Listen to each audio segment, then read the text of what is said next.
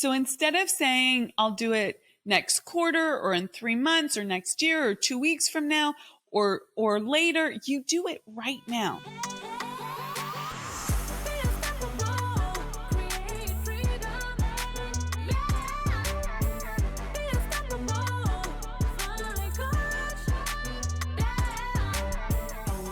Hello, Amira Alvarez here, founder and CEO of The Unstoppable Woman. And thank you for joining us for another episode of the Unstoppable Woman podcast. So here we are. Let's go.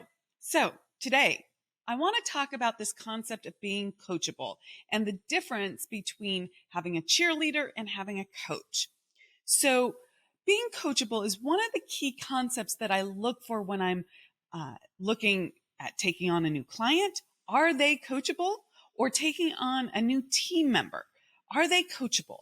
Not that I'm going to be coaching my team, the people that work in my company, in the same way that I'm coaching a client, but I need to understand that the person that is coming on board and is joining our team is someone who can take feedback and really run with it. And is someone who is not going to get defensive or get their feelings bent out of shape or not want to continue to grow and think that they're just great all as they are right now. Because the truth is, we all need to be coachable. I have a coach. I go for more every single day of my life. And the way that I do it quickly is by hiring people who know more about what I want to achieve than I do so that I can leverage their experience. And it requires that I am coachable. It requires that I am able to take in feedback and really run with it. Okay. So you've got to ask yourself, as a business owner, as an entrepreneur, as a woman in this world, are you coachable? Are you someone who is able to take feedback without being defensive or without running back into your hidey hole, right?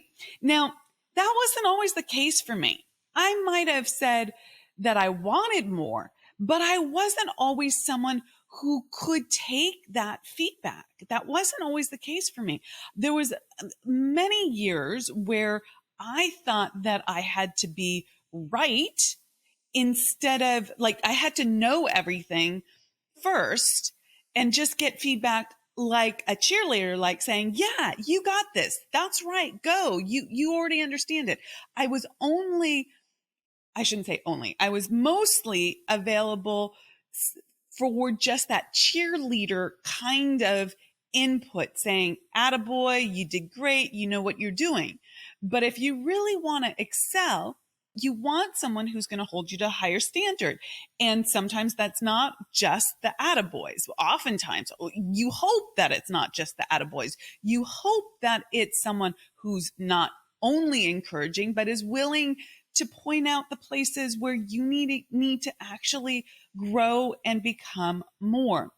Carol Dweck has a great book on growth mindset. And she talks about how many people have a growth mindset in one area of their life, but not in other areas. So you might be able to have a growth mindset around sports because that's where you were coachable and you could grow from. But in this other area, let's say around your business or leadership or public speaking or something else, you're afraid to actually try and iterate until you become masterful at that new skill. So understand that you might have a growth mindset and be coachable in one area, but in another area, you might be like a little bit resistant to it. So just watch for that. So for me, when I was really doing my big quantum leap, when I went from making $138K a year to $700K, and I was shooting for the stars, right? I was really going for it. And I hired a mentor. This was not easy for me to be coachable. There were many conversations where I ended up in tears, quite frankly. And it wasn't because he was being mean or insensitive. or overly direct or didn't have my back or was shaming me or blaming me. There are people who do that.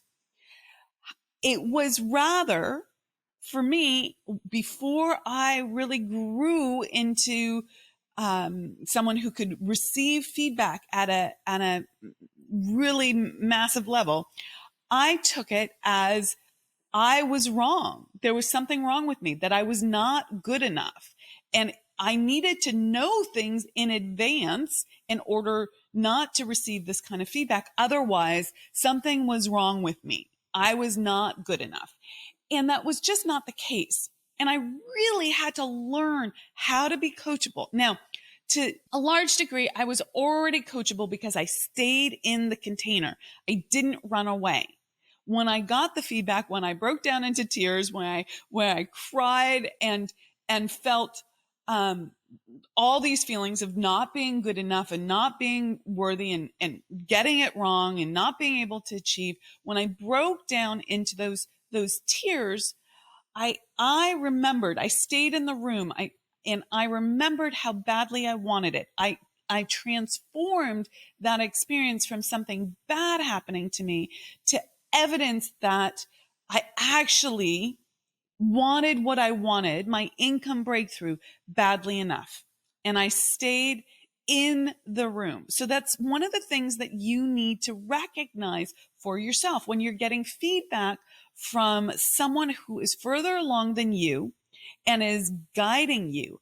Are you getting defensive? Are you getting emotional? Are you dropping into the story? Are you saying something about this feedback that makes it okay for you to stop growing? Okay for you to reject the advice? One of the best things that I did when I signed up for high-level mentorship was to make a commitment to myself that I would do everything that my coach told me to do as quickly as humanly possible. And I had to face a lot of things when I made that commitment, because there were a lot of reasons, that some very, very legitimate, that cropped up and said, you can't do that. You have to wait. It needs to look like this, or you have to delay in this way, or you can't do that because of that. And I had to recognize this stalling pattern and move towards the resistance, move towards the challenge or the hard thing or the up level that I was being encouraged to do through this feedback, and be coachable. Okay. So I had to be able to take the feedback in. It wasn't that I didn't have the story, but I had to not listen to the story. And I did that by reminding myself that I wanted what I wanted badly enough, and that I was willing to do the actions as quickly as possible. So I reminded myself that I move towards the resistance. I go towards the fear. I do the thing that scares me. I do the thing that I just don't want to do because it's hard and I don't know how to, and all of that stuff. And I learn. I put myself in the room. I stay in the room. I keep asking questions and I learn. And that's being coachable. And this is very different than just having a cheerleader.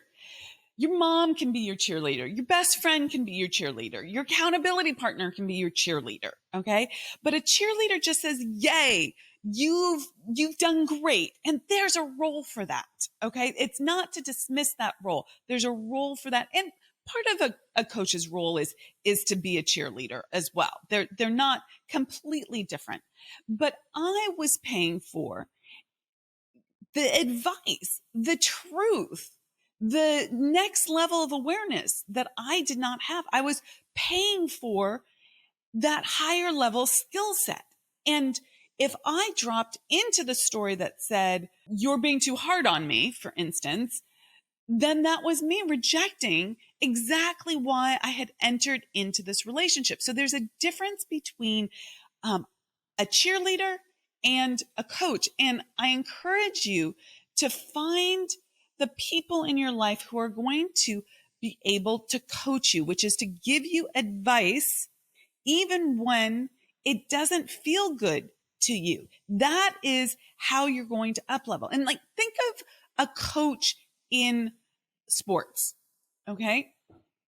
Now, this was really hard for me, guys, because I didn't play a lot of sports growing up. I mean, I was put in after school activities that had athletics, but I wasn't really an athlete and kind of checked out there. Okay. But many of you have been coached by sports coaches, and you know that they're going to say, if you want to go faster and run this sprint faster, I need you to lift this part of you and focus on this and do this differently. And that's not enough. And you need to do another rep. And there's guidance there, and they're tweaking and giving you support in the form of information, improvements, things you can do differently. It's not all perfect. And they're going to call you out when you're not playing at that high level, where you're not actually continuing to grow, where you're playing it safe. That's what a good coach does.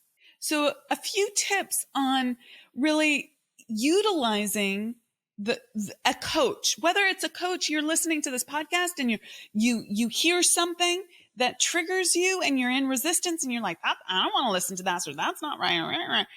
I've done that. Right. And so if that's happening, this is a coaching relationship in some ways. If you're working with a coach, pay attention to this. If you're not working with a coach, I will tell you that all the high achievers that I know have multiple coaches for different areas of their lives. You cannot shortcut going through the steps. You cannot shortcut life. You cannot shortcut growth. You cannot shortcut the income breakthrough, but you can run the stairs quicker and go through the steps quicker, and close the gap on time. And you do that by leveraging someone else's knowledge. Okay. That's one of the keys to making an income breakthrough. So whether you're working with me and you're one of my clients listening to this, or you're working with someone else, or you're not working with a coach, but you're considering working with a coach, or you're just listening to this podcast, please take this all in. One of the ways to leverage is by not taking things personally. Okay. So this is a way to step out of the story. Don't take things personally.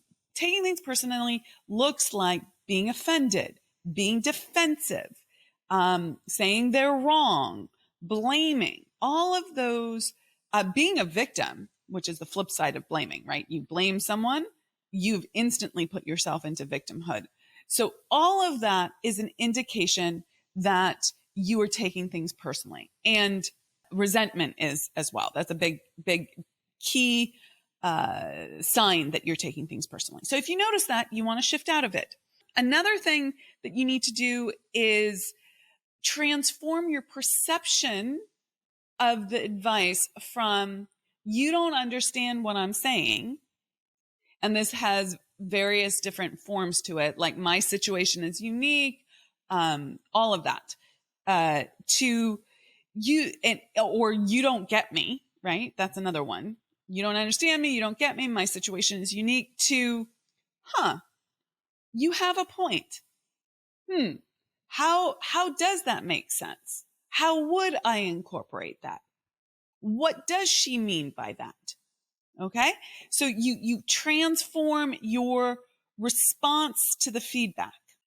Another tip is to shorten the time frame, and I've sort of mentioned this already, but to shorten the time frame between when you get the feedback and how quickly you implement it. You move towards the resistance, you move towards the fear as quickly as possible, because few things. One, it doesn't give your subconscious mind time enough to come up with a stopping strategy. You've just done it. Okay. So that's the immediate action. Okay. And secondly, you are training yourself to make quicker and quicker decisions, action. And this is so important. It's one of the key components of really scaling your business quickly. To make a quick decision, it closes the gap on the stall out period, the overthinking period, the procrastination period, the, oh no, what if I make a mistake period? And it allows you to go into a mode where you're able to take action, get the feedback, and course correct faster. And it teaches you not to be afraid of making a mistake because you become resilient in this practice. So instead of saying, I'll do it next quarter or in 3 months or next year or 2 weeks from now or later, you do it right now. Can you do it now? Yes is the answer. Yes is the answer. 9 times out of 10. Can you do it now? Can you act on that? Can you make it happen? Okay. Can you implement some small part of what your coach is telling you? Go do it, because that action builds not only that muscle of being a quick decider, but it puts you on the path of where you want to go. Okay. So if you need to learn a skill set and you've been taught something. So like, for instance, I teach a lot of my clients how to do sales, right? Because sales is what moves money, and they need to understand this if they're going to grow their business. So as I'm teaching them this, there are different tips that they'll hear, different strategies, different ways, different things. How quickly can you put that into play in your next sales conversation, for instance? Okay. I just taught you that making quick decisions is one of the key defining factors of growing a business quickly. When you make your next decision, can you close the gap on time on that and make that decision faster instead of stalling out? Okay. How quickly can you notice when you are not making a quick decision? So these are all the ways you want to start integrating moving quicker. So I want to go back to the concept of there are no shortcuts. Okay. Because everyone wants a shortcut. Everyone wants to do it quicker. And of course we want that. We want what we want, and we would love to have it now. Now, do we want to do it quicker and lose presence or lose enjoyment of the journey or lose out on appreciating our lives? No, absolutely not. But do we want the next goal that we're going after sooner than later? Yes, especially if we can have a beautiful journey along the way at the same time. So I hold space for both, but there are no shortcuts. You have to walk the path. You can't skip steps. You can't ignore things that need to be learned along the way. You have to actually learn those things, and you want to do it quicker than longer. For instance, you want to do it quicker for yourself. So, there's a way to quote unquote hack the system, hack the fact that you have to learn the lessons, you have to learn the skill sets, you have to become more in order to, say, earn more if you're in business. Okay. So 1, you have to be coachable. That's step number 1 in hacking the system. You have to be coachable, which means you have to be able to be open to learning from other people. 2, you have to put yourself in a coachable relationship, okay? Whether that's paid mentorship or in a free relationship, you have to put yourself in the place where you are working with someone who is further advanced than you. Now, I've always paid for mentorship because I value that level of mentorship, and I'm willing to invest. It's both a valuing of the other person and a valuing of myself when I pay for mentorship. It's saying this is truly important to me, and I recognize that money is not the only way to value something, and that you can value things in other ways. But when I put money down and I commit to the time and the money, I step forward.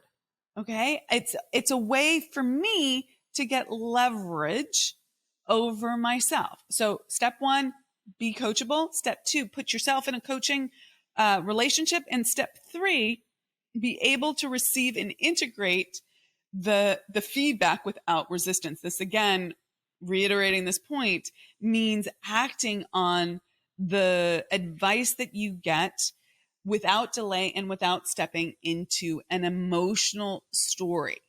Okay, without stepping into that emotional story. Now, as I said previously, I used to step into emotional stories all the time. And the truth is, I've just gotten better at recognizing the trigger points or recognizing the stories and staying in that place for very little time. It's not that I never step into an emotional place or emotional story or being triggered or any of that. I'm not like some superhuman creature. However, I have learned how to manage my mind. And one thing that you need to do for yourself is learn how to manage your mind, because if you get feedback and you go into an emotional story and you spin out for even 15 minutes, but like days or weeks, you won't be able to act on that great advice as quickly as you really need to in order to make your income breakthrough and achieve your goals and to continue to grow. You'll plateau out. So one way to recognize that you are in a story is if you start that internal dialogue in your head where you're justifying or defending yourself or saying that someone else is wrong, or just that conversation where you're trying to make a point in your head, or I should have said this, or I'm going to say that. All of that is a great indication that you have been triggered and you are in your emotional story. So when you start down that path, just stop the spin out, stop the conversation, stop going down that path. And if that is hard for you, which it used to be extraordinarily hard for me, I would get hooked and then it was like days and, could be a week that I was spinning out about something. This was many years ago, but I know that. And, you get attached to the story, you get attached to playing it out in your mind, and it might not feel good, but there is an addiction to that. And if you have a challenge with that, we have a download called Stop Your Spin Out, which you can download. The URL to that is theunstoppablewoman.com/spinout. And this download has a whole process that I put together to help people with like how to stop the dialogue and really clarify for yourself how to move forward, how to lock your mind, how to manage the mental story. So again, the URL is theunstoppablewoman.com/spinout, and check that out if that's of interest to you. Okay. So one of the things that we know is that positive reinforcement is more effective than negative reinforcement to motivate people to take action. So there's a couple things that you need to understand here. One, a coach is not a cheerleader. So if your coach is giving you some specific feedback and you're taking it negatively, you need to figure out how to transform that into a positive perception. This is for me, not against me.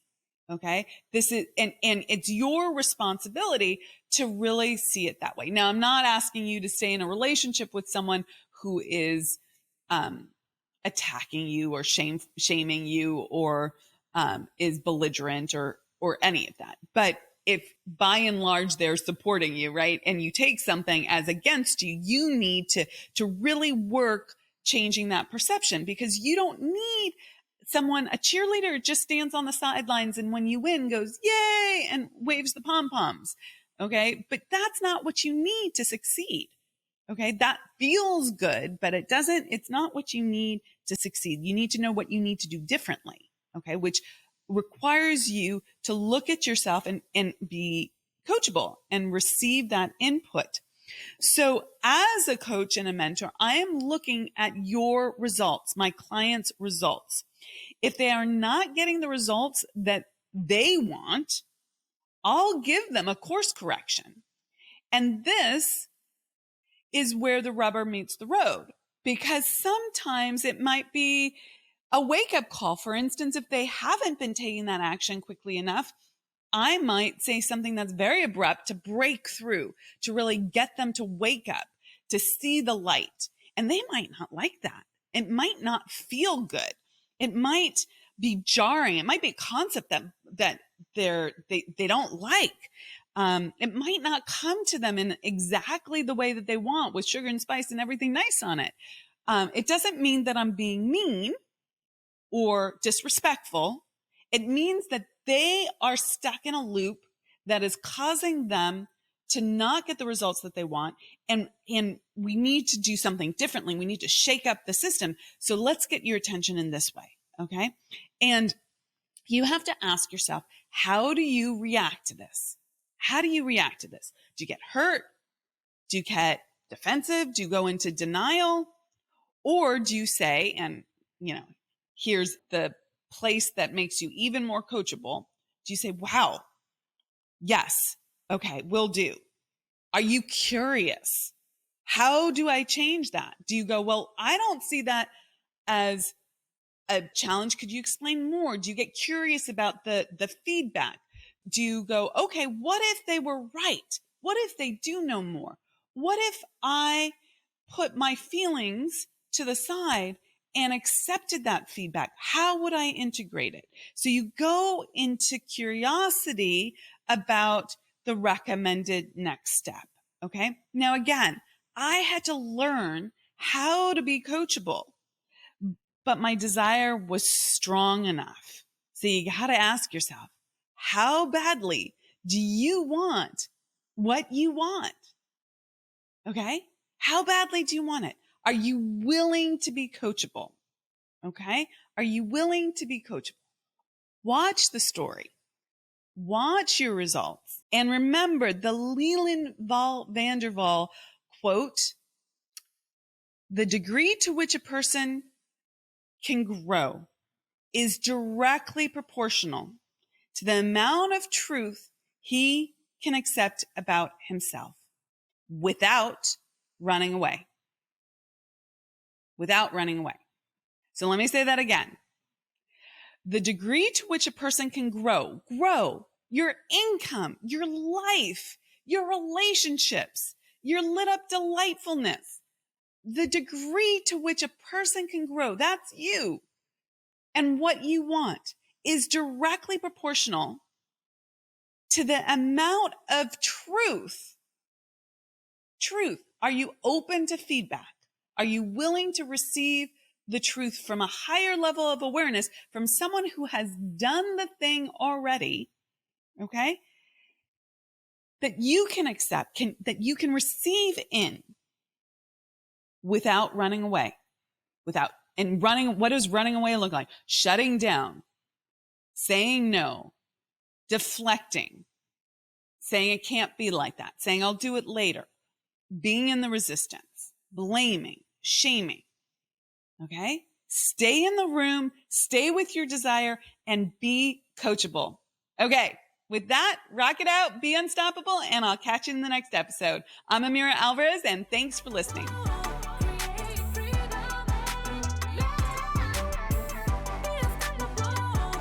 Hey, thanks so much for joining us and being part of the Unstoppable Woman movement. We have got a ton of free resources for scaling your business at theunstoppablewoman.com/free stuff. And you can find that link in the description below. So go ahead and check those out. And we'd also love your help in getting our message out to more and more women. If you'd be willing to share this video with all the unstoppable women in your life, that would be fantastic. And while you're at it, hit the subscribe button so you never miss an episode. Reviews, likes, and comments are greatly appreciated. We go in and read them all. So thank you for those. And thanks for listening, and be unstoppable.